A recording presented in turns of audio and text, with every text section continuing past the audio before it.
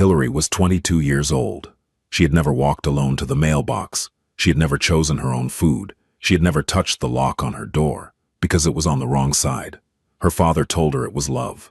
The new neighbor recognized it for what it was, a prison. He had stepped away from the underworld to forget, but when he heard the scream that night, he remembered why he had started. "Don't touch her again." 5 words, spoken calmly, and with those 5 words, a monster woke up to hunt another. The lock turned at exactly 6:47 p.m. Hillary knew the sound the way other women knew their mother's voice, intimately, instinctively, with every nerve ending tuned to its particular metallic scrape. She was already seated at the kitchen table, hands folded in her lap, spine straight, eyes fixed on the plate in front of her. The food had been set out 12 minutes ago. It was getting cold. That would be a problem. The bruise on her left wrist throbbed beneath the sleeve of her sweater. 3 days old now, yellowing at the edges. She had learned over the years to catalog her injuries the way a gardener might track the seasons. This one blooming, that one fading, always another on its way. The front door opened. She did not look up. Heavy footsteps crossed the entryway. The sound of a briefcase being set down. Keys dropped into the ceramic bowl by the door. The one her mother had painted before she died, back when Hillary was still young enough to believe that mothers could protect their daughters from fathers. "The chicken looks dry." His voice was not loud. It never was. Victor Aldridge did not need volume to terrify. He had learned long ago that the quietest words cut deepest, that a whisper could break a bone. "I followed the recipe exactly," Hillary said. Her voice was even, measured. She had spent years learning how to flatten her tone, how to remove any trace of emotion that might be interpreted as defiance. "Did I ask for an excuse?" No. He appeared in her peripheral vision, tall, broad-shouldered, gray creeping into the temples of his dark hair. At 54, Victor Aldridge was still a handsome man. The neighbors thought so. The women at his office thought so. They did not know about the lock on his daughter's bedroom door. They did not know about the bars on her windows, painted white to match the trim, invisible from the street. They did not know that Hillary had not left this house alone in 7 years. He sat down across from her. She could feel his eyes moving over her face, searching for cracks, for weakness, for any sign that something inside her was still alive enough to crush. She gave him nothing. "Look at me when I'm speaking to you." She raised her eyes, met his gaze, held it. Something flickered in his expression, not anger, not yet, something closer to satisfaction. He liked this, she knew, the control, the slow, methodical process of turning a human being into a ghost. "I have a dinner meeting tomorrow night," he said, picking up his fork. "You will not leave your room." "Yes, Father." "You will not turn on the television." "Yes, Father." "You will not make any noise." "Yes, Father." He took a bite of the chicken, chewed slowly, swallowed. She watched his throat move, felt her own pulse beating against the bruise on her wrist. "Adequate," he said finally. "Though you should have seared it longer." "I'll remember for next time." He nodded, returned to his meal. The conversation was over. Hillary picked up her own fork and began to eat, her movements mechanical, automatic. She had perfected the art of eating without tasting, of breathing without feeling, of existing without living. It was the only way to survive. Later, after the dishes were washed and put away, after Victor had retreated to his study with his whiskey and his ledgers, Hillary climbed the stairs to her bedroom. She moved quietly. She always moved quietly, her bare feet making no sound on the hardwood floors. The hallway was dark. Her father preferred it that way. Said electricity was expensive. Said she didn't need light to find her own room. The truth was simpler. Darkness was another form of control. Another way to keep her disoriented, dependent, afraid. She reached her door, turned the handle, stepped inside. The lock clicked behind her, not from the inside. There was no lock on the inside. The mechanism was external, controlled by a keypad that only her father knew the code to. Every night at 9 p.m., the door sealed itself. Every morning at 7 a.m., it released her. In between, she was a prisoner. Hillary stood in the center of her room and breathed. The space was small but clean, a twin bed with white sheets, A dresser with 3 drawers, a desk she was not allowed to use, no computer, no phone, no connection to the world outside these walls. The window looked out over the backyard, but the bars prevented her from opening it more than 2 inches, just enough air to breathe, never enough to escape. She walked to the window and pressed her forehead against the cool glass. Outside, the neighborhood was settling into evening. She could see lights coming on in other houses, families gathering for dinner, children being called in from play. Normal lives, lived normally, less than 100 feet away. They had no idea. Hillary had stopped hoping for rescue years ago. She had learned that neighbors did not notice what they did not want to see, that bruises could be explained away, that a quiet house was rarely questioned. Her father was respected in this community. A successful accountant, a widower who had dedicated his life to raising his troubled daughter alone. Everyone admired his sacrifice, his patience, his devotion. No one asked why his daughter never left the house. No one asked why she had no friends, no job, no life of her own. No one asked because asking would mean acknowledging that something was wrong, and acknowledging that something was wrong would mean having to do something about it. It was easier to look away. Hillary had stopped blaming them. Blame required energy, and she had learned to conserve every ounce of strength she had. It was the only way to survive. She turned from the window and began her evening routine, changed into her night clothes, brushed her teeth in the small bathroom attached to her room. The door had been removed years ago, after she had tried to lock herself inside. Checked the bars on the window, not because she thought they might have loosened, but because the ritual gave her something to do. Then she lay down on her bed and stared at the ceiling. Sleep would come eventually. It always did. But first, there would be hours of silence. Hours of listening to the house settle, to her father's footsteps below, to the sound of her own heart beating in the darkness. Hours of remembering what it felt like to be free. She had been 15 when her mother died. Cancer, the doctors said. Quick and cruel. 1 month from diagnosis to funeral. Hillary had held her mother's hand at the end, had promised to be strong, had believed that somehow, some way, everything would be okay. She had not known, then, what her father was capable of. The changes had come slowly at first. New rules about curfew. Restrictions on where she could go, who she could see. He was grieving, she told herself. He was scared of losing her too. She tried to be patient, tried to understand, but the rules kept multiplying. The restrictions kept tightening. By the time she realized what was happening, it was too late. She was 16 years old, and she was a prisoner in her own home. She had tried to escape, twice. The first time, she had made it 3 blocks before he found her. The second time, she had almost reached the police station. She did not try a third time. Her father had made certain of that. Now she lay in the darkness and listened to the house breathe, and she thought about the years stretching out before her, years of silence, of control, of slow suffocation. She thought about the chicken that had been too dry, about the bruise on her wrist, about the lock clicking shut at exactly 9 p.m. She thought about dying, not actively, not with any intention, but the thought was there, hovering at the edges of her consciousness, whispering that there were ways out of cages that did not involve doors. She pushed it away. She always pushed it away, but it was getting harder. Every day, it was getting a little bit harder. Somewhere outside, a car door slammed. Footsteps on pavement. The murmur of voices. Normal sounds of a normal night in a normal neighborhood. Hillary closed her eyes and waited for morning. The new neighbor moved in on a Tuesday.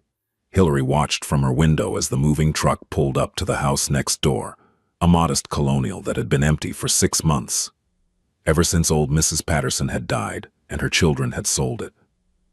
The for sale sign had come down a week ago, but Hillary had not seen any activity until now.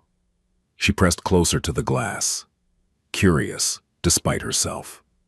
New neighbors were rare entertainment in her world. She knew she should not get invested. They would be like all the others, friendly at first, then gradually pulling away as her father's charm worked its magic and his lies took root. But she could not help watching.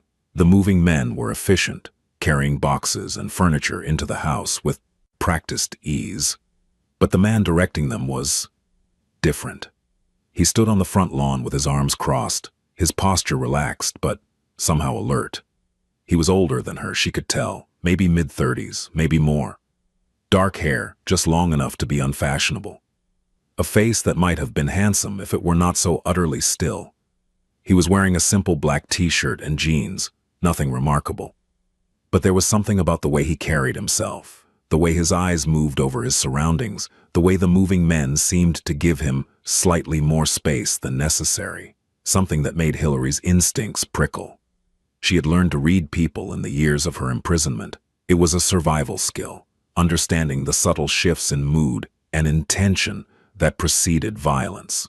Her father had taught her that, without meaning to, without knowing it, and she had become fluent in the language of danger. This man spoke that language. She was certain of it, but there was something else too, something she could not quite identify, a stillness in him that was not the stillness of a predator waiting to strike, but something older, something more tired.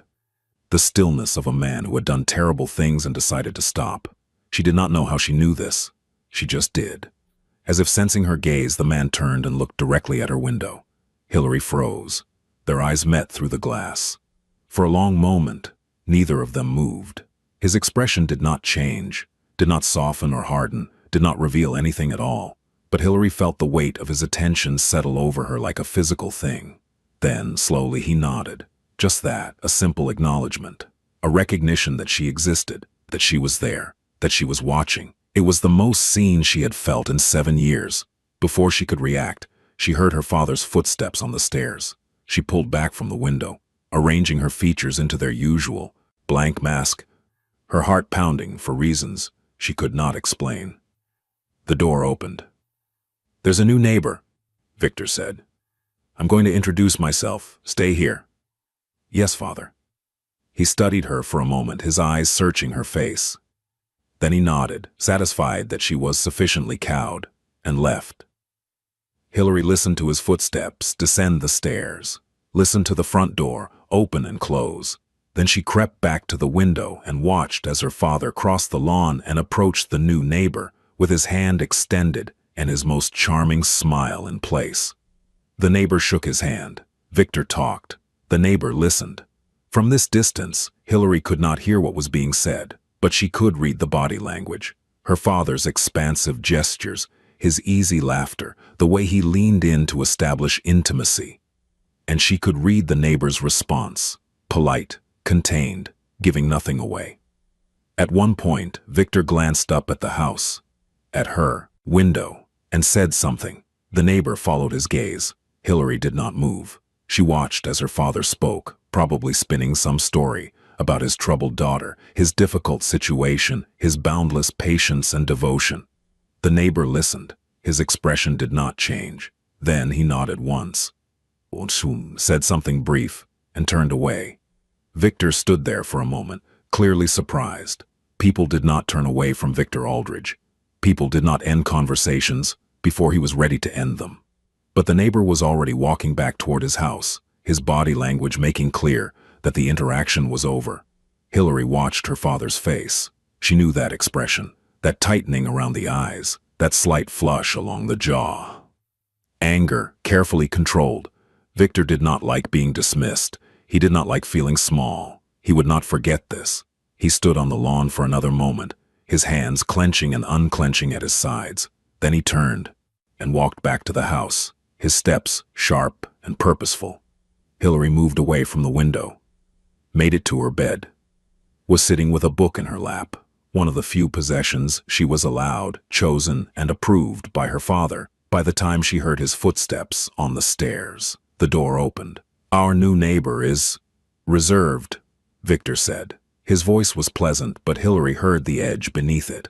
"He won't be joining us for dinner anytime soon." "That's too bad," she said automatically. Victor studied her. His eyes narrowed slightly. "You were watching us from the window." It was not a question. Hillary felt her stomach drop, but she kept her expression neutral. "I was curious about the noise." "Curious." He repeated the word slowly, tasting it. "You know what I've told you about curiosity, Hillary?" "Yes, father." "Remind me."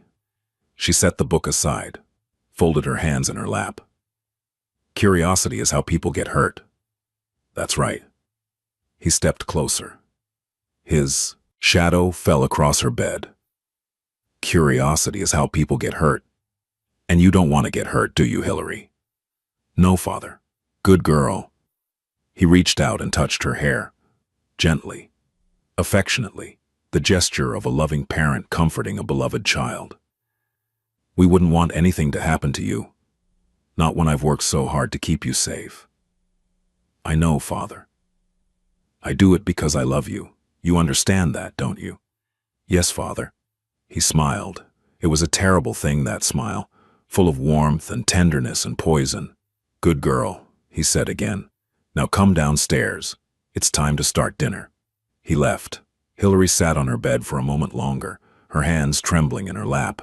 Then she stood and followed him down the stairs, back to her cage, back to her chains. But something had shifted. Something small. Something she could not quite name. A hairline crack in the wall she had built around her heart. The new neighbor had seen her, and for the first time in 7 years, Hillary wondered if anyone might actually look. His name was Roa Cross. Hillary learned this 2 days later, when her father came home from work complaining about a parking dispute. The new neighbor had taken the spot in front of his own house, the spot Victor had been using for years, ever since he decided his driveway was too narrow for his new sedan. The man has no consideration, Victor said over dinner. I explained the situation to him very clearly. Told him I'd been using that spot for years. Do you know what he said? Hillary shook her head. He said, then I suppose it's time for a change. Victor's fork clattered against his plate.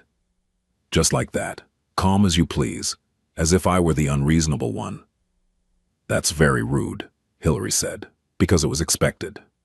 Roa Cross. Victor pronounced the name like a curse. That's his name, Roa Cross. What kind of name is that? Sounds like a character in a bad novel.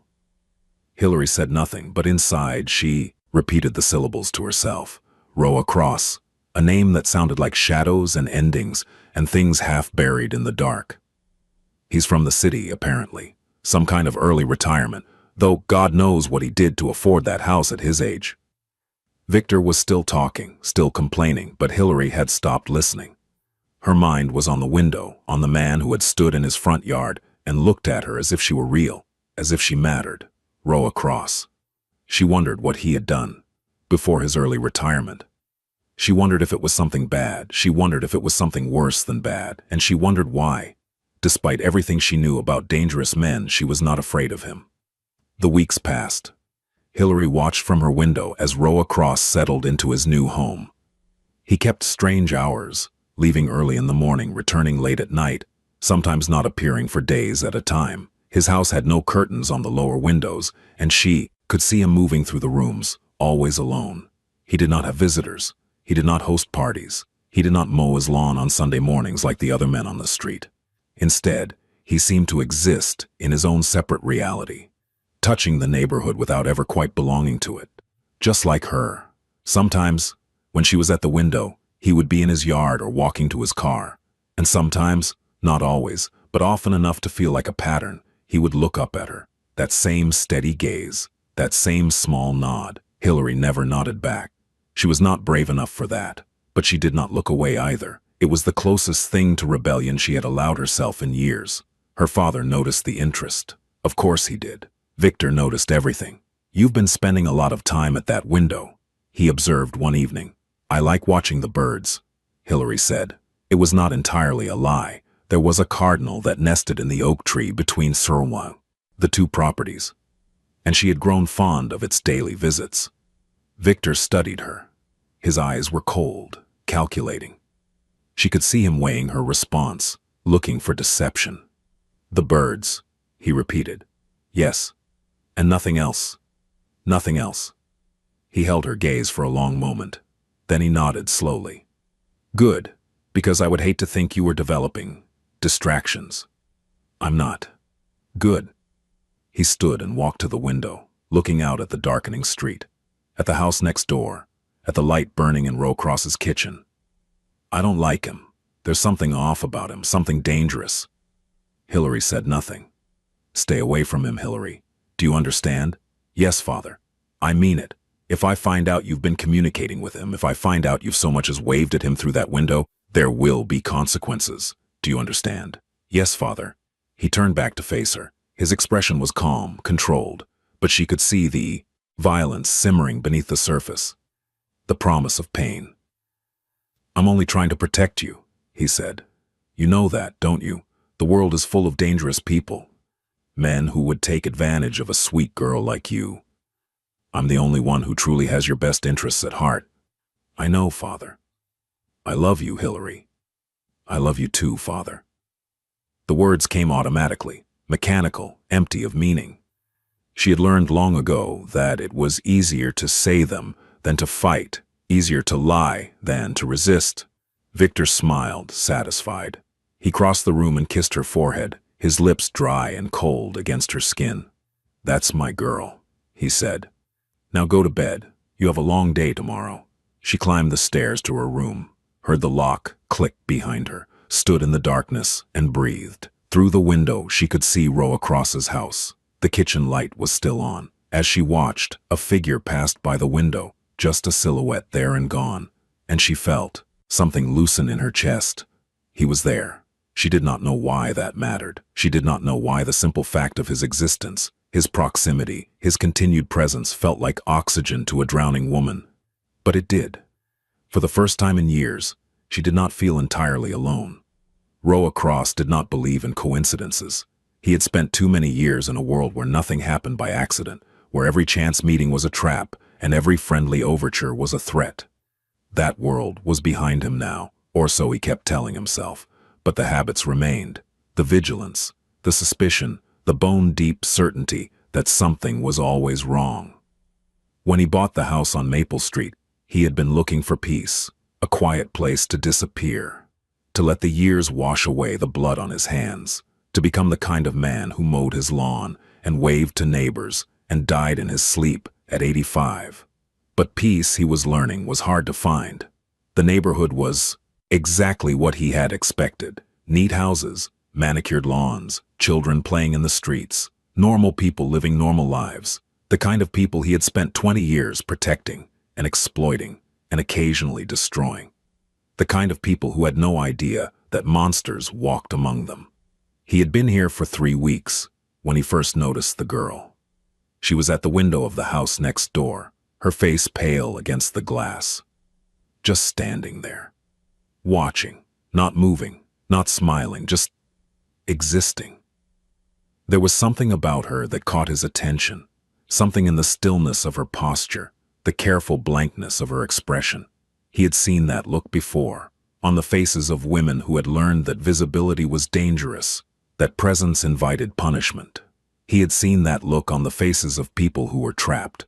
His neighbor, the man who had introduced himself as Victor Aldridge with a smile that didn't reach his eyes, had mentioned a daughter. Troubled, he had said, with the performative weariness of a long-suffering parent. She has issues, mental health problems. I've had to make sacrifices to care for her. Roa had nodded politely and said nothing. He did not trust men who spoke about their children's struggles with strangers. He did not trust men who smiled that way. Now, watching the girl in the window, he understood why. It started with small things, the way she flinched when her father's car pulled into the driveway, the way she never left the house alone, never walked to the mailbox, never stood in the yard, the bars on her window, painted white to blend in but unmistakable once you knew what to look for. Roa noticed everything. It was what he had been trained to do. Years of running the Blackhand family's operations had honed his instincts to a razor's edge. He could read a room in seconds, identify threats before they materialized, sense lies the way other men sensed rain. And everything about Victor Aldridge screamed liar. He watched, listened, paid attention. The girl, Hillary, her name was Hillary, had been removed from school at 16 after her mother's death. Homeschooled, the neighbors said, though no one had ever seen a tutor come or go. She did not have friends, did not have visitors, did not exist in any of the ways that young women were supposed to exist. Her father spoke about her with the rehearsed concern of a man used to lying. He mentioned her mental health issues to anyone who would listen, painting a picture of a fragile, unstable daughter who required constant supervision. The neighbors nodded sympathetically and never thought to question why the supervision looked so much like imprisonment. Roa thought about it. He thought about it constantly. He thought about the bars on her window, the lock on her door. He had noticed the keypad one evening when Victor left the house in a hurry and forgot to close the blinds. He thought about the way she moved, the careful way she held herself, the defensive posture of a woman who expected pain. He thought about what he wanted to do to Victor Aldridge. The thoughts were vivid and detailed and brought him a satisfaction that he knew was dangerous. He was supposed to be done with this. He was supposed to be retired. But every time he saw Hillary at the window, every time he noticed a new bruise or a fresh flinch, the old instincts roared back to life. He was not a hero. He had never been a hero. He had been a fixer, an enforcer, a man who solved problems with violence and made other problems disappear. The world he had come from did not have heroes, only predators of different stripes, fighting over territory and power. But he remembered his sister. He remembered what had happened to her, what had been done to her, how he had been too young and too weak to stop it. He remembered the promise he had made to himself, the night he buried her, that he would never stand by while someone was being destroyed. He had broken that promise many times. He had stood by while innocent people suffered, had allowed terrible things to happen because it served his interests, had chosen power over principle again and again. But not this time. This time he would do something different. This time he would be someone different. He just had to figure out how. The opportunity came in early November. Roa was returning from a late run, one of the habits he had kept from his old life, the ritual of pushing his body until his mind went quiet. When he heard it, shouting. It was coming from the Aldridge house. Victor's voice, raised in anger, loud enough to carry through the walls and into the cold night air. Roa stopped at the edge of his driveway, listened. Told you not to touch my things. How many times do I have to explain this to you? How many times? A crash. The sound of something breaking. Then silence. Roa stood perfectly still, his breath fogging in the darkness. He counted the seconds. 1, 2, 3, nothing. He should go inside. He should mind his own business. He should remember that he was retired, that this was not his problem, that getting involved would only lead to complications. But he was already moving. Not toward the house. Not yet. That would be too obvious, too confrontational. Instead, he walked to the fence that separated their properties, positioned himself in the shadow of a large oak tree, and waited. The light in Hillary's room was on. He could see it glowing behind the barred window, a small rectangle of yellow against the dark face of the house. As he watched, a shadow moved across it. Then another. The shadow was shaped like a man. Roa's hands curled into fists at his sides. The old instincts were screaming now, demanding action, demanding violence. He forced himself to breathe, to wait. The light went out. For a long moment, there was nothing, just darkness and silence and the pounding of his own heart. Then the back door opened, and Victor Aldridge stepped onto the porch. He was carrying a glass of whiskey. His shirt was untucked, his hair disheveled. In the faint light from the kitchen, Roa could see the flush of anger on his face, the satisfaction in his eyes, the satisfaction of a man who had just exerted control. Victor walked to the edge of the porch and stood there, looking out at the night. He took a long sip of his drink, rolled his shoulders, as if releasing tension. He did not see Roa in the shadows. He did not see anything but his own reflection in the glass, his own power, his own sick pleasure. Roa watched him. In his mind, he was already planning a dozen different ways to end this, to make Victor Aldridge pay for what he had done. Quick ways and slow ways, clean ways and messy ways, ways that would leave evidence and ways that would leave nothing at all. But he did not move, not yet, because he had learned over the years that the most effective violence was the kind that came with precision, the kind that waited for the perfect moment, the perfect leverage, the perfect angle of attack. And because he knew that if he acted now, if he gave in to the rage that was burning in his chest, he would not be able to stop, so he waited, and he watched, and he made a promise to the girl in the dark room above. I see you, I know, and I'm going to help you, whether you want it or not. The next time it happened, Roa was ready. He had spent the weeks since that first incident preparing. Not in obvious ways. He was not a fool, but in the subtle, patient ways of a man who had made a career out of anticipating violence. He had learned Victor's schedule. When he left for work, when he returned, which nights he stayed late, which nights he came home early, when the shouting was most likely, when the silence fell heavy and dangerous. He had learned Hillary's rhythms too. The hours she was allowed downstairs, the times she appeared at the window, the mornings when her face was pale and her movements stiff. He had obtained copies of the house's blueprints from the county records office, noted the locations of doors and windows, the placement of rooms, the vulnerabilities in the structure's security. And he had retrieved some things from a storage unit in the city. Things he had hoped he would never need again. Tools of his former trade, kept as insurance against a world that never stopped being dangerous. He was not planning to use them. He was just planning to be prepared. It was a Thursday night when everything changed. November had turned bitter, the kind of cold that seeped through walls and settled in bones. Roa was in his living room pretending to read a book he had not absorbed a word of when he heard the first shout. Then, the scream. He was out the door before the sound finished echoing. The night was dark, moonless, the streetlights doing little to penetrate the gloom. Roa crossed his yard in seconds, vaulted the fence between the properties, and landed in the Aldridge's backyard in a crouch. The screaming had stopped, but he could hear voices now.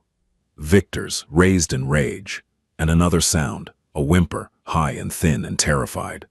The back door was locked. Roa did not slow down. He pulled a slim metal tool from his pocket, old habits, and had the lock picked in under 3 seconds. The door swung open. He stepped into the kitchen. The house was dark except for a light at the top of the stairs. Roa moved through the shadows, his footsteps silent on the hardwood floor. Oh. He had done this 1,000 times before, in 1,000 different houses. The muscle memory was still there, waiting. He reached the bottom of the stairs, looked up. Victor Aldridge was standing in the hallway above, his back to Roa, his attention focused on something in front of him. His body was rigid with anger, his hands clenched at his sides. And on the floor in front of him, pressed against the wall, was Hillary. She was curled into herself, arms wrapped around her head, trying to make herself small. There was blood on her face, a split lip maybe, or a cut above her eye, and her whole body was shaking. Victor was speaking. His voice was low now, controlled, the quiet fury that Roa had learned to recognize as the most dangerous kind. Think you can disobey me, after everything I've done for you, after everything I've sacrificed? Hillary did not respond. She just stayed curled on the floor, trembling. Look at me when I'm speaking to you. She did not move. I said. Victor reached down and grabbed her arm, hauling her up. Look at me. Roa climbed the stairs. He moved without hurry, without sound. Each step was measured, deliberate. He had learned long ago that the most terrifying approach was the calm one, the one that said, I am not rushing because I do not need to, because the outcome is already decided. Victor did not hear him until he was 3 steps away. Then he turned. His face went through several expressions in rapid succession: confusion, recognition, anger, fear. The fear was the most satisfying. It flickered across his features like lightning, there and gone, replaced by defensive bluster. What the hell are you doing in my house? Roa stopped.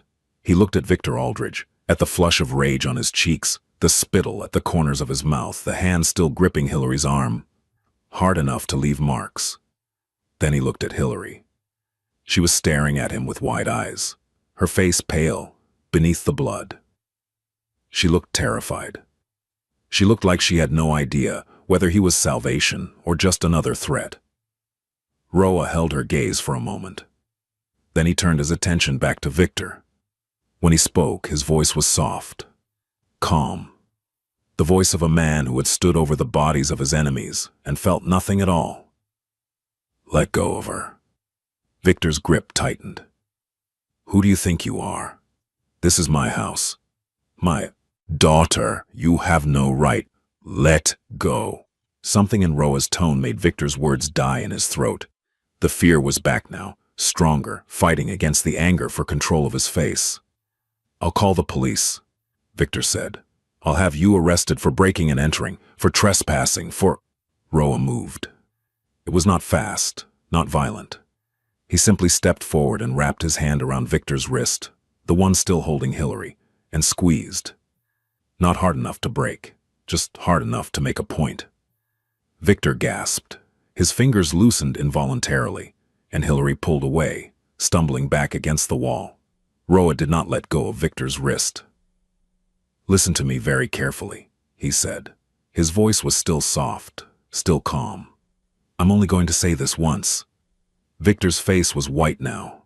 All the bluster had drained out of him, leaving something small and scared behind.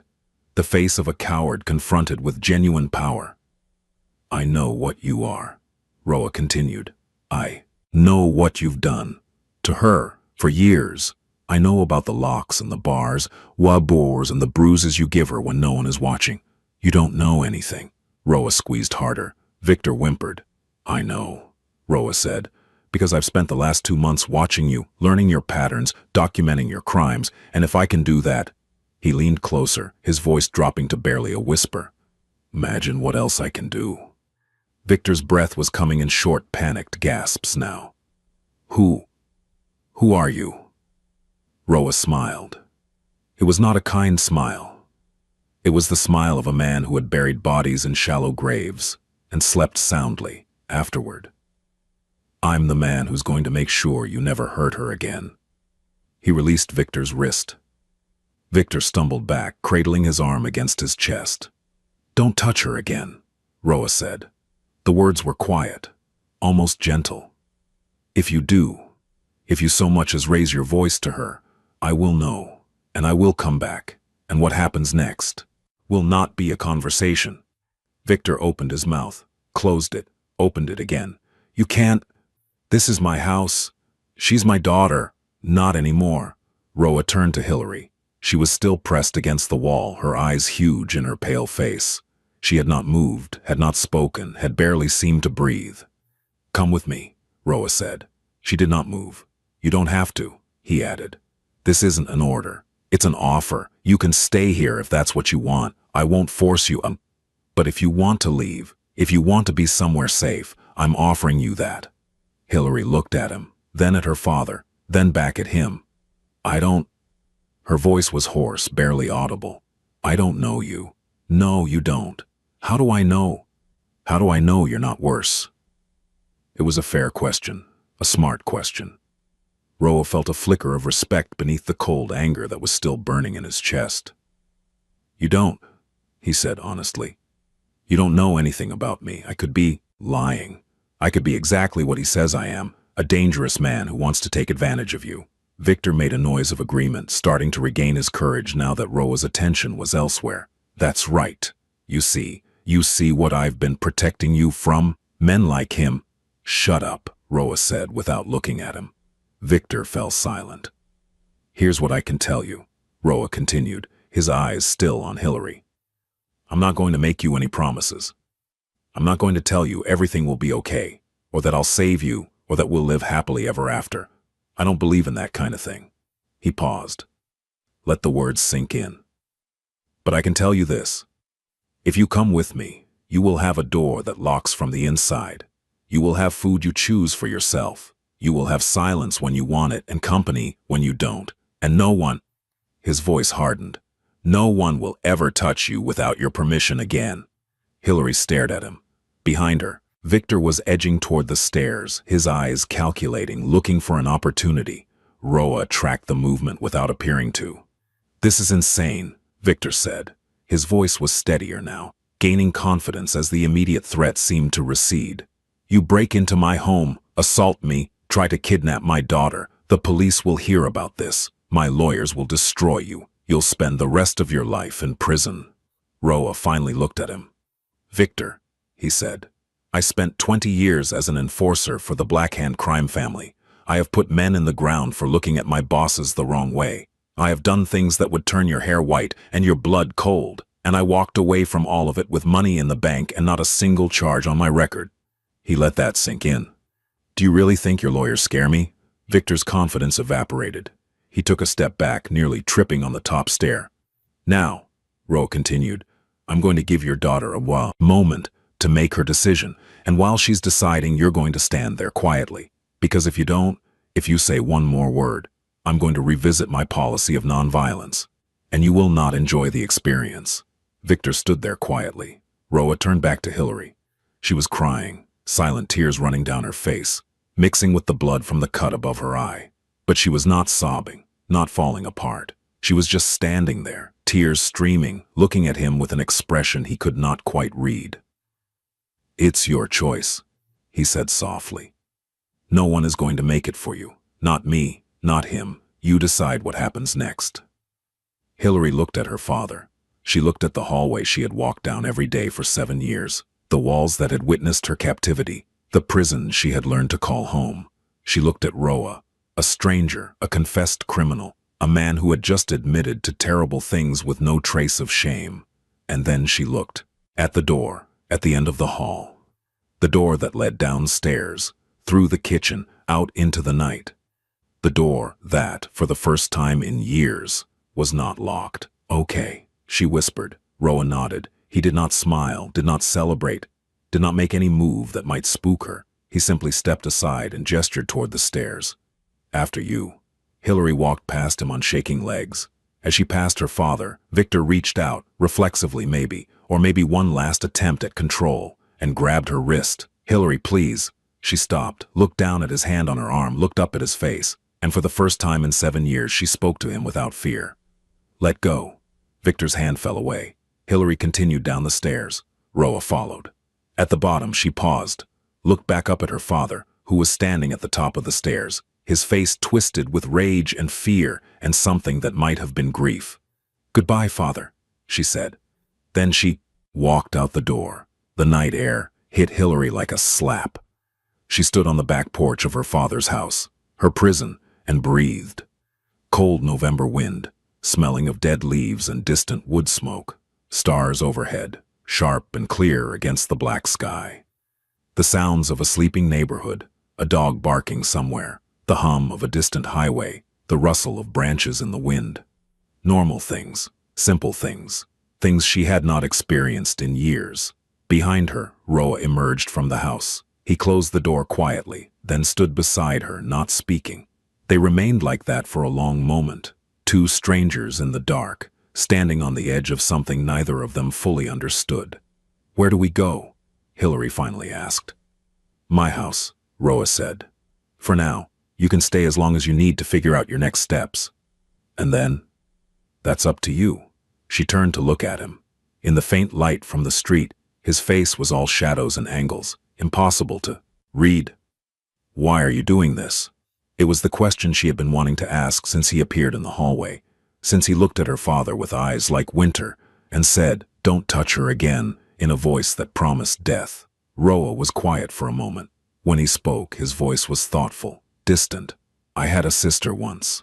He did not elaborate. He did not need to. Hillary understood, in the way that only people who had survived certain kinds of darkness could understand. "I'm sorry," she said. "So am I." He shook his head slightly, as if clearing away memories. "Come on, let's get you inside." His house was warm. That was the first thing Hillary noticed when she stepped through the door. Not just temperature warm, though it was that too, after the bitter cold outside, but warm in a different way, comfortable. Lived in, the furniture was simple but good quality. Dark leather couch, wooden coffee table, bookshelves lining one wall. A kitchen she could see through an open doorway, clean and functional. Stairs leading up to a second floor she could not see from here. No bars on the windows, no locks on the doors, or rather, locks that faced the right direction, locks that kept the outside out rather than the inside in. She stood in the entryway and did not know what to do with herself. "The guest room is upstairs," Roa said. "Second door on the left. Bathroom is across the hall. There are towels in the cabinet if you want to shower." Hillary nodded but did not move. "There's food in the kitchen if you're hungry. Help yourself to whatever you want." She still did not move. Roa studied her for a moment, then he walked past her into the living room and sat down on the couch. Picked up a book from the side table. Opened it to a marked page. "I'll be here if you need anything," he said. "Take your time." He began to read. Hillary stood in the entryway for another long moment, uncertain, off balance. She had spent so many years being told what to do, where to go, how to behave. The absence of instruction was almost more terrifying than the captivity had been. But Roa was not telling her what to do. He was not even looking at her. He was just there. Present but not demanding. Available but not imposing. Slowly, carefully, Hillary moved. She went to the kitchen first. Opened the refrigerator, something she had not been allowed to do without permission for years. Inside she found normal things. Milk, eggs, vegetables. Leftover takeout in plastic containers. She closed it without taking anything. Then opened a cabinet. Dishes, another cabinet. Glasses. She took down a glass and filled it with water from the tap. Drank it slowly, standing at the sink, looking out the window at the dark backyard. The water tasted like freedom. She did not sleep that first night. The guest room was small, but clean, with a bed covered in a blue quilt and a window that looked out over the street. She sat on the edge of the mattress and stared at the door. It had a lock, a simple deadbolt, the kind you could slide with your thumb. Nothing fancy, nothing complicated. She got up and locked it, then unlocked it, then locked it again. Then she sat back down on the bed and cried. Not loud, gasping sobs. She had learned long ago to cry quietly, to muffle her grief so it would not invite punishment. But the tears came anyway, running down her face and soaking into the collar of her shirt. She cried for the years she had lost, for the mother she had never properly mourned, for the girl she might have been. If things had been different, she cried until there was nothing left, until she was empty and hollow and exhausted. Then she lay down on the bed, fully clothed, and watched the ceiling until dawn. The days that followed were strange. Hillary existed in a kind of limbo, suspended between the life she had left and the life she did not yet know how to build. She moved through Roa's house like a ghost, touching things lightly, afraid to disturb anything, afraid to take up too much space. He gave her room, never pushed, never pressed, never asked questions she was not ready to answer. He cooked meals and left food for her in the refrigerator. He came and went on his own schedule, sometimes gone for hours, sometimes present, but absorbed in his own thoughts. When they did interact, it was brief, practical. There's coffee if you want it. I'm going out. Do you need anything? The library is 2 blocks east if you want to walk there. Simple offerings, no strings attached. The library. Hillary thought about it for 3 days before she worked up the courage to go. It seemed absurd, walking 2 blocks, visiting a public building, doing something normal people did every day. But for her, it was an expedition into unknown territory. She stood at the front door of Roa's house for 15 minutes, her hand on the knob, her heart pounding. Then she turned it and stepped outside. The air was cold. The sky was gray. The neighborhood looked exactly the same as it always had. The same houses, the same cars, the same mailboxes lining the curb. But everything was different. She was outside, alone, walking where she chose to walk, going where she chose to go.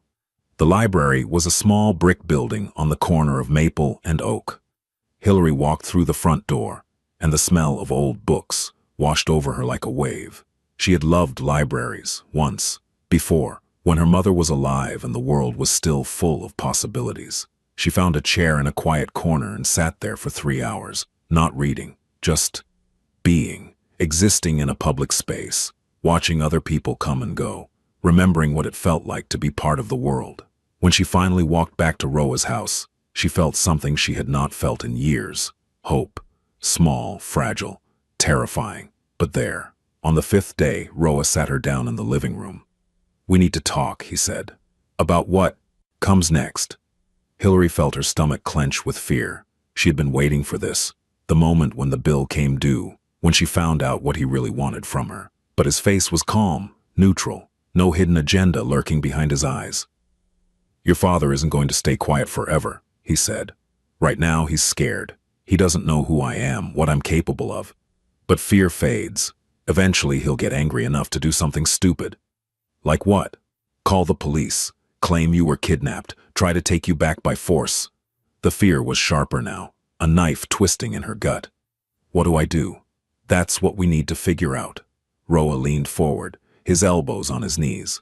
You're 22, a legal adult. He can't compel you to return, but he could make your life difficult. Try to get you declared mentally unfit, file false reports, use his connections to turn people against you. He will, Hillary said quietly. He's good at that, making people believe him.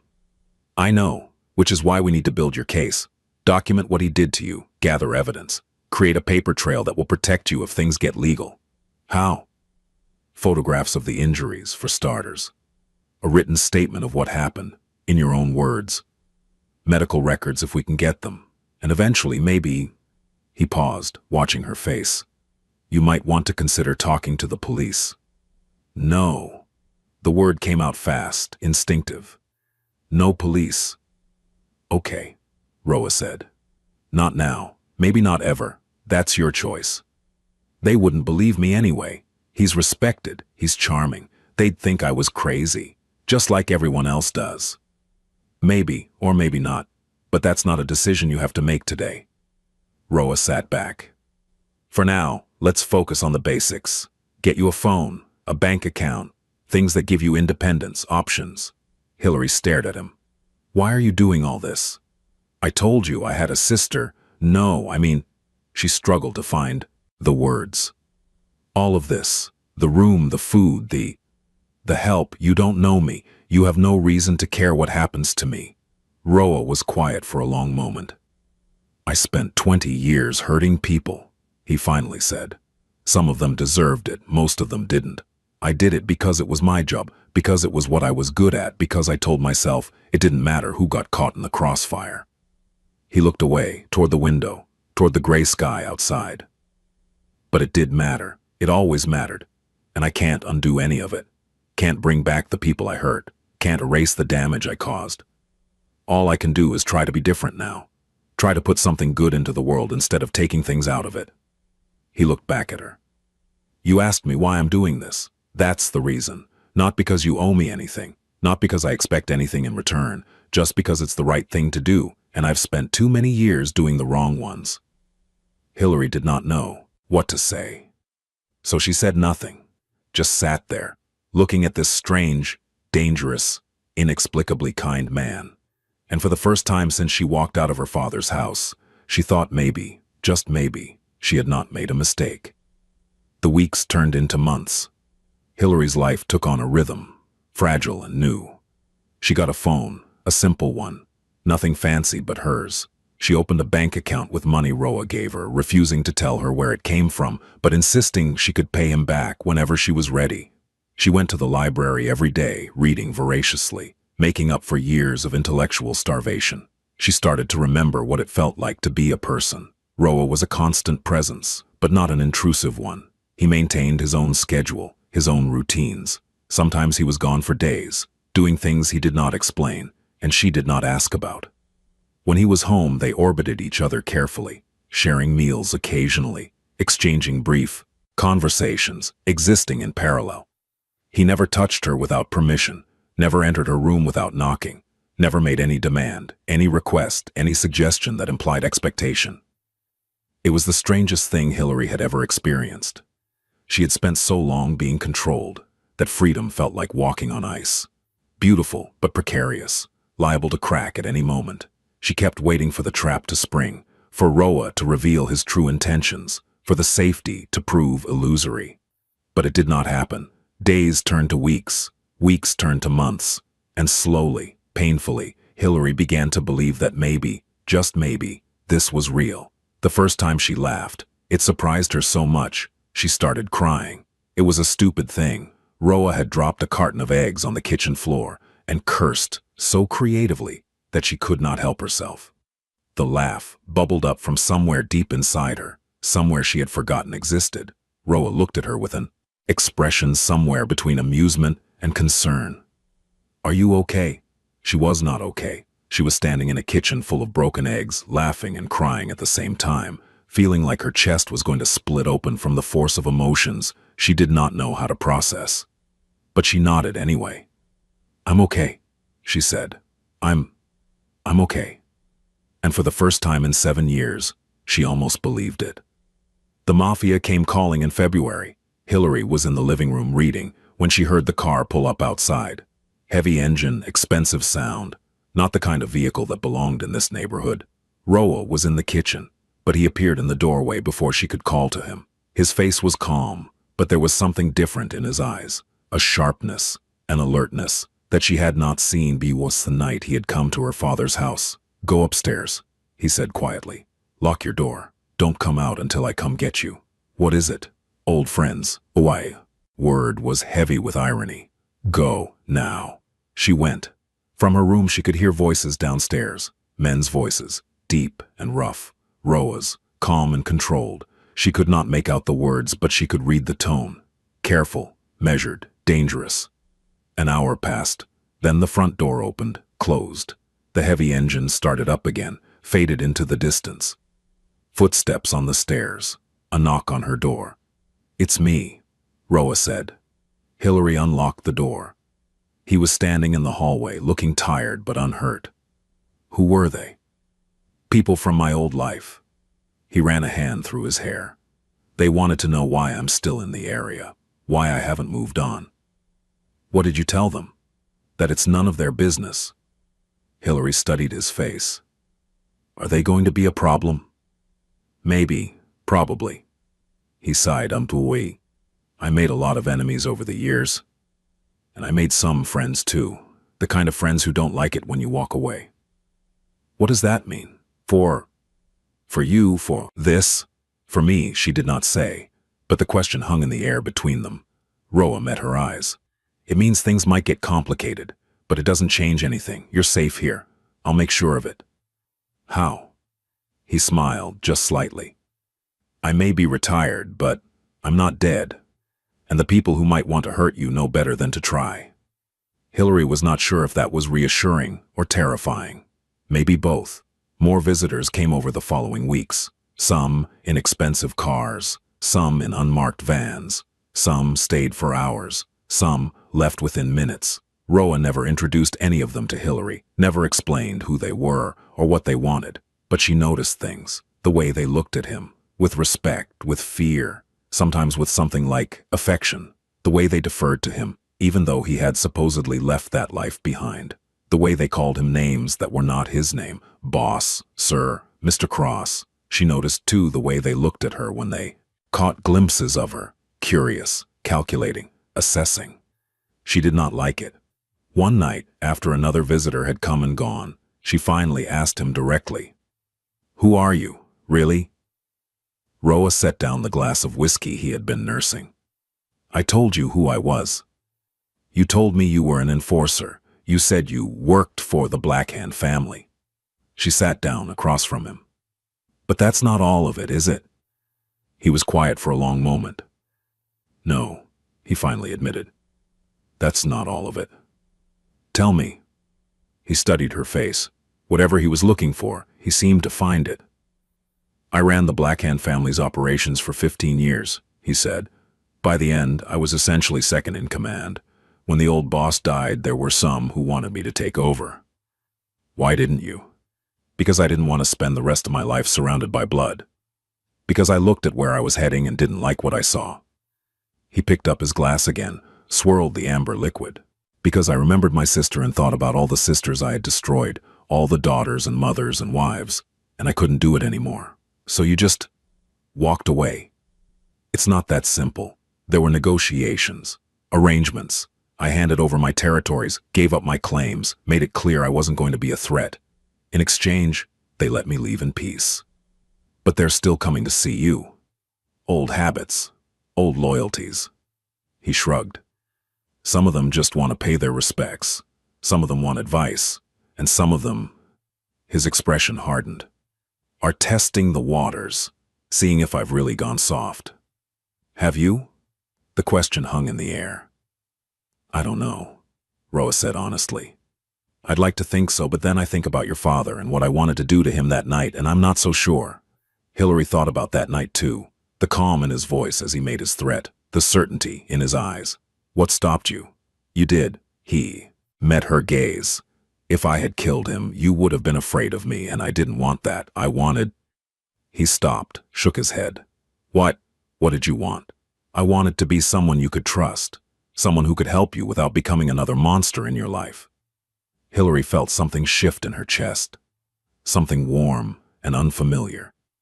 "You're not a monster," she said quietly. "I've done monstrous things." "That's not the same." She leaned forward. "A monster wouldn't care about being one. A monster wouldn't try to be different." Roa looked at her for a long moment. Something flickered across his face.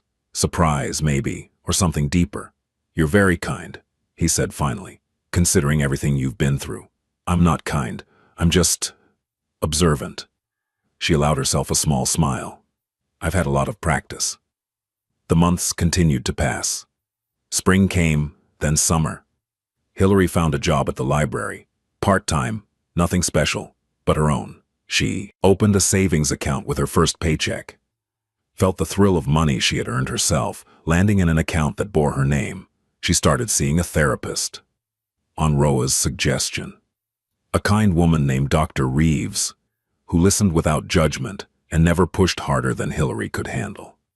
Slowly, session by session, Hillary began to understand the shape of her trauma, the ways it had warped her perception of herself and the world. She learned that what her father had done to her had a name: coercive control. She learned that she was not crazy, not broken, not the troubled daughter he had convinced everyone she was. She learned that survival was not weakness, and silence was not consent, and the things she had done to stay alive did not diminish her worth as a human being. It was hard, the hardest thing she had ever done, harder even than walking out of that house. But with each session, each small revelation, each tiny step forward, she felt herself becoming more real, more solid, more her. And through it all, Roa was there. Not pushing, not crowding, just present. A steady point of reference in a shifting world. She was not in love with him. She knew that, was careful about it. She was too fragile for love, too newly emerged from the chrysalis of her captivity, to trust herself with that kind of vulnerability. But she cared about him, depended on him, felt safe with him in a way she had never felt safe with anyone. And she thought, she was almost certain, that he felt the same. One night, late, she came downstairs to find him sitting in the dark. The living room was unlit, but she could see his silhouette in the faint glow from the streetlights outside. He was sitting on the couch, not reading, not drinking, just sitting. "Can I join you?" she asked. He looked up. In the darkness, she could not read his expression.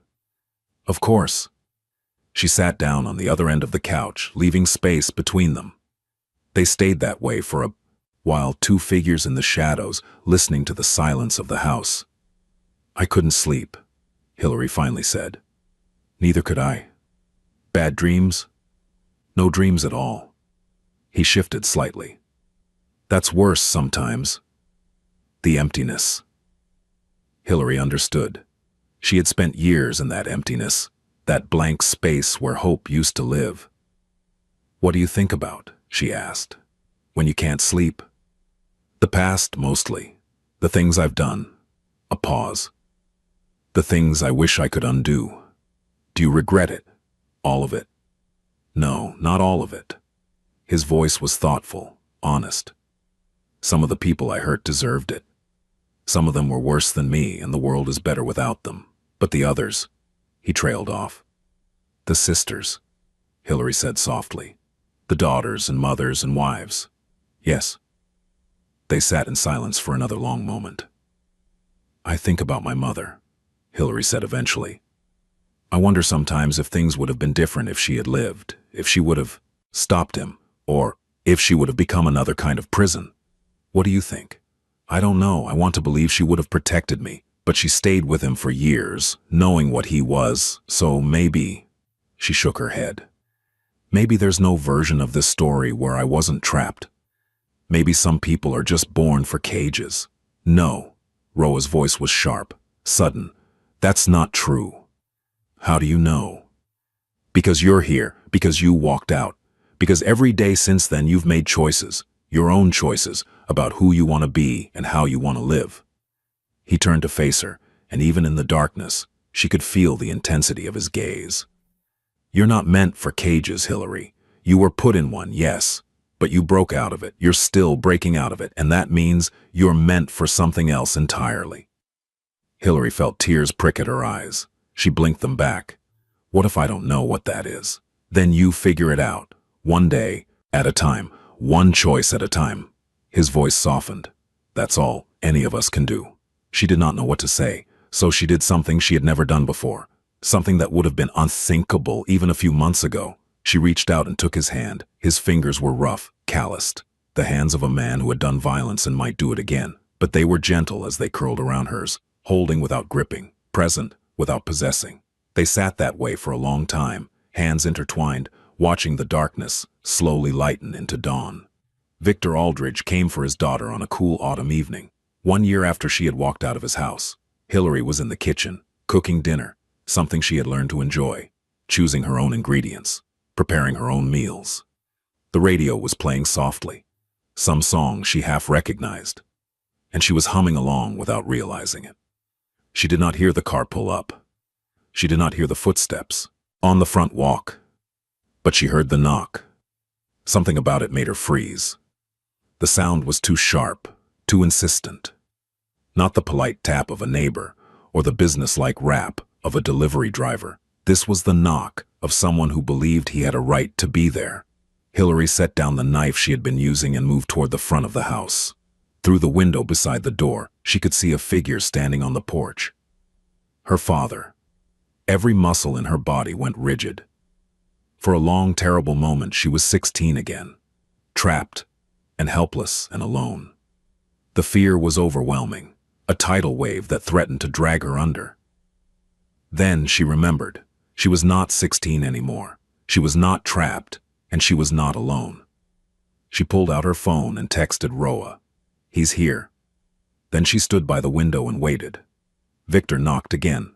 Hillary, I know you're in there. Open the door. She did not respond. This is ridiculous. We need to talk. I'm your father, for God's sake. Still nothing. I'm not leaving until you open this door. Hillary watched him through the glass. He looked older than she remembered, grayer, thinner, the year having taken its toll. But his eyes were the same, cold, calculating, hungry. A car pulled into the driveway. Roa. He got out and walked toward the house with the unhurried stride of a man who knew exactly how dangerous he was. Victor turned at the sound of his approach, and Hillary saw fear flash across her father's face. Good.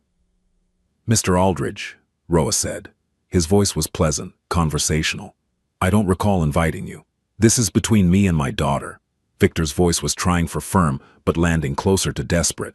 You have no right to interfere. I have every right. This is my property, and you're trespassing. She's my child. She's a grown woman who doesn't want to see you. Roa stepped closer. I believe I warned you a year ago what would happen if you came near her again. Victor's face paled, but he held his ground. You can't keep her from me forever. She belongs with her family.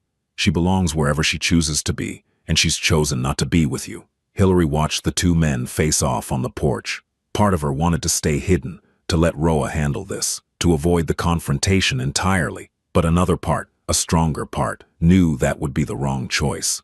This was her battle, her father, her past, and she needed to face it herself. She opened the door. Both men turned. Victor's face lit up with triumph. Roa's went carefully blank. Hillary, Victor said, reaching toward her. Thank God. I've been so worried. Don't touch me. Her voice was calm, steady, the voice of a woman who had spent a year learning that she had the right to speak. Victor's hand dropped. His expression shifted, the mask slipping to reveal something uglier beneath. You've changed, he said. Yes. He's done something to you, brainwashed you. You were never like this before. Before I was too afraid to speak. Before I thought you might actually kill me if I stood up to you. Before I believed I deserved what you did. She stepped onto the porch. Victor stepped back. But I don't believe that anymore. I know what you are. I know what you did. And I know that you have no power over me. Not anymore. Victor's face was reddening, anger overtaking fear. You ungrateful little. After everything I sacrificed, you sacrificed nothing. You took everything. Hillary felt tears prick at her eyes, but refused to let them fall. You took my childhood, my education, my friends, my freedom. You took every part of me that might have become something good, and you locked it away in the dark. I protected you. You imprisoned me. Her voice cracked, but she did not stop. You beat me when I questioned you. You isolated me from everyone who might have helped. You spent 7 years convincing me that I was crazy, that no one would believe me, that you were the only person in the world who could love something as broken as me. That's not, but you were wrong. She was crying now, tears streaming down her face, but her voice was stronger than ever. I'm not broken. I never was. You're the one who's broken, Father. You're the one who couldn't stand to let someone else have a life of their own. Victor stared at her. His face was a mask of rage, but beneath it Hillary could see something else, something she had never seen before. Fear, not of Roa, not of exposure or consequence. Fear of her. You think this changes anything? His voice was vicious now, all pretense of concerned father abandoned. You think you can just walk away and start over? You're nothing without me, nothing. You'll fall apart. You'll come crawling back. No. Hillary's voice was quiet but final. I won't. She turned to Roa, who had been watching the entire exchange in silence. I want him gone. Roa nodded. He stepped forward, positioning himself between Hillary and her father. His voice was soft, almost gentle, and that made it all the more terrifying. You heard her. Leave. You can't make me. I can, and I will. Roa tilted his head slightly. Would you like me to demonstrate? Victor opened his mouth to respond. Then he looked at Roa's face, really looked for the first time, and saw something there that made the blood drain from his cheeks. Without another word, he turned and walked to his car. The engine started. The headlights came on, and Victor Aldridge drove away, disappearing into the darkness from which he had come. Hillary stood on the porch and watched him go. She waited until the taillights had vanished completely, until the sound of the engine had faded to nothing, until there was only silence and the cold night air and the man standing beside her. Then she took a breath, the deepest breath of her life, and she let it go. A year later, Hillary woke to sunlight streaming through her window, not the barred window of her childhood prison, but the open window of her own apartment, 3 blocks from the library where she now worked full-time. The room was small but neat, decorated with things she had chosen herself. Photographs on the walls, plants on the windowsill, a quilt her grandmother had made before she was born. It was not much, but it was hers. She lay in bed for a moment, feeling the warmth of the sun on her face, listening to the sounds of the city waking up around her, cars on the street, birds in the trees, someone laughing somewhere, a bright, joyful sound that made her smile. Then she got up. Her morning routine was simple: shower, coffee, toast with jam. She ate at her small kitchen table, scrolling through the news on her phone, planning her day. Tonight, she had a dinner meeting with a support group she had helped organize. Other survivors of coercive control, finding their way back to themselves one step at a time. At 10 o'clock, there was a knock at the door. She opened it to find Roa standing in the hallway, 2 cups of coffee in his hands. I thought you might want company, he said. She smiled. I always want your company. They walked to the park near her apartment and sat on a bench beneath an old oak tree. The autumn air was crisp, the leaves a riot of red and gold. Children played on the nearby playground, their laughter echoing across the grass. Hillary took a sip of her coffee and watched them run. I went to see my mother's grave yesterday, she said. Roa glanced at her. How was that? Hard. Good. She paused, searching for the right words. I told her about everything. What happened after she died. What father did. How I got out. What else? I told her I forgave her. Hillary felt tears prick at her eyes, but did not try to stop them. For not seeing, for not protecting me, for leaving me alone with him. Did you mean it? I think so. I think she did the best she could. She was trapped too, in her own way, and holding on to anger. She shook her head. It doesn't help. It just keeps you in the cage. They sat in silence for a while, watching the children play. I have something for you, Roa finally said. He pulled an envelope from his jacket pocket and handed it to her. Inside was a single sheet of paper, a letter, typed and official-looking. What is this? Your father's confession. He signed it last week. Hillary stared at the paper. Her father's signature, small and cramped, at the bottom of a document that detailed every crime he had committed against her. How did you? He made some bad investments, got into debt with the wrong people, the kind of people who owe me favors. Roa's voice was matter-of-fact. I offered him a choice: sign the confession and leave the state permanently, or deal with the consequences of those debts on his own. And he chose to sign? Self-preservation, his strongest instinct. Roa looked at her. The confession is legally binding. If he ever comes back, if he ever tries to contact you, if he so much as speaks your name, you can take this to the police. You'll have everything you need. Hillary looked at the paper in her hands. A year ago, she had been a prisoner, a ghost, a girl who had forgotten what it felt like to hope. Now she was holding proof of her own reality, evidence that she had not imagined it, validation that she had survived something real, something terrible, something that was not her fault. She folded the paper carefully and slipped it back into the envelope. "Thank you," she said. It was not enough. The words were not big enough to contain everything she felt. The gratitude, the relief, the overwhelming sensation of finally being free. But Roa understood. He always did. "You don't have to thank me," he said. "You did this yourself. All I did was open a door." "No." She turned to face him, taking his hand into hers. "You did more than that. You saw me. When everyone else looked the other way, you saw me, and you believed that I was worth saving. You were always worth saving. You just needed someone to remind you." She leaned forward and kissed him, gently, carefully, the way you touch something precious. When she pulled back, his eyes were soft, surprised, full of something that looked almost like hope. "I love you," she said. "I don't know if I'm ready for everything that means. I don't know if I'll ever be the kind of person who can give you what you deserve. But I love you, and I wanted you to know."